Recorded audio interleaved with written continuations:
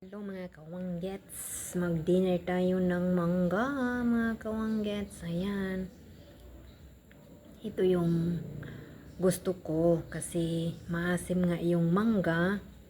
Hindi ko siya nilalagyan ng asin, ang nilalagay ko ay sugar.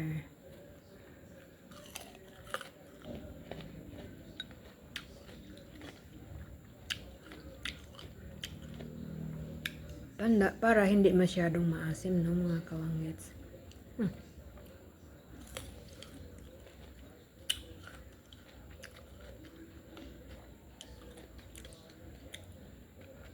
Hindi ako nakakuha kanina ng talbos ng kamuti ba mga kawanggets.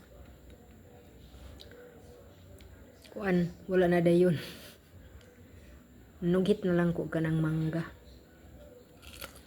Dito sa layo.